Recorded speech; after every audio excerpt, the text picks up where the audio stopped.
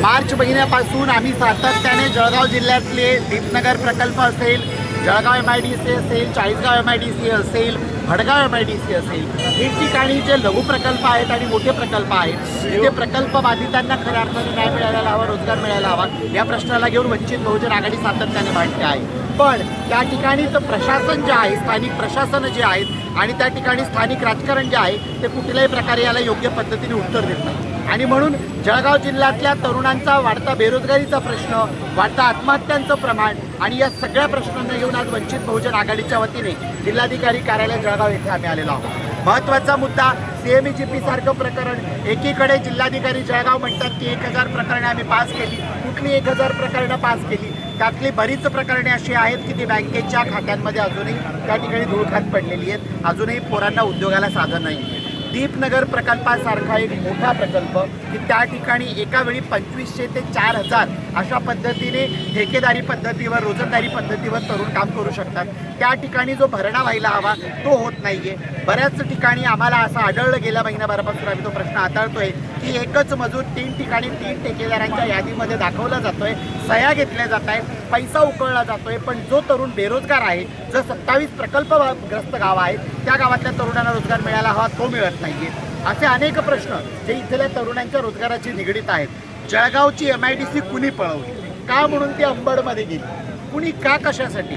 जळगाव जो की नैसर्गिकदृष्ट्या समृद्ध आहे, इथे केळी आहे, इथे कपाशी आहे, इथे सोयाबीन आहे, इथे ऊस आहे. गिरणा, पूर्णा, तापी, हतनूर एक सोडून इथे छोटी मोठी प्रकल्प पकडता 32 छोटे मोठी धरणे या जिल्ह्यात आहेत की त्या ठिकाणी प्रचंड मुबलक पाणी आहे. मग MIDC का नाही? जिल्ह्याचे पालकमंत्री महोदय असतील, त्यासोबतच स्वतःला संकटमोचक बनवणारे जामनेरचे आमदार महोदय असतील, अशा पद्धतीने स्टेटमेंट देतात आम्ही हा प्रोजेक्ट काढणार, तो प्रोजेक्ट काढणार. पण अजूनही या जिल्ह्यामध्ये गेल्या 10 वर्षाच्या भारतीय जनता पार्टीच्या कारभारामध्ये एकही प्रोजेक्ट आलेला नाही आहे. असलेल्या प्रोजेक्टमध्ये स्थानिक तरुणांना रोजगार मिळत नाही आहे, उलट बेरोजगारी वाढते. आणि या बेरोजगारीच्या विरोधात वंचित बहुजन आघाडीच्या वतीने आज आम्ही इथे रोजगार महामोर्चा कॉल केला होता. या रोजगार महामोर्चामध्ये जिल्हाभरातील तरुण सहभागी झालेले आहेत आणि येत्या 10 दिवसामध्ये आम्हाला योग्य पद्धतीने जर इथल्या तरुणांच्या रोजगाराविषयीची खरी शाश्वती जर इथलं जिल्हा प्रशासन, इथले स्थानिक लोकप्रतिनिधी म्हणून निवडून आलेले माननीय पालकमंत्री महोदय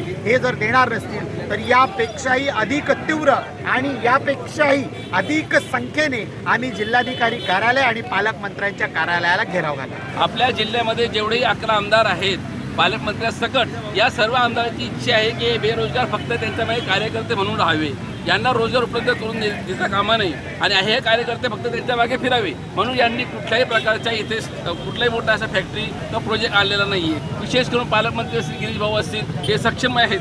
इथे तीन मंत्री आहेत, केंद्रात एक मंत्री आहे, तरीसुद्धा या जिल्ह्यामध्ये रोजगार नाही. आपण बघू शकता की हजारोच्या संख्येने ते रोजगार उपलब्ध झाले आहेत की जे लोक रोजगारासाठी, पाणी आमचं, महाराष्ट्र आमचा, वीज आमची, भूमी आमची पूर्ण महाराष्ट्रात घेतली जाते. आणि संपूर्ण महाराष्ट्रात जर पाहिलं जळगाव सकट तर MP UPतनं इथे रोजगार भरले जातात. MP UPचे मुलं जर रोजगार करतील तर महाराष्ट्राचे मुलं भुके मरतील.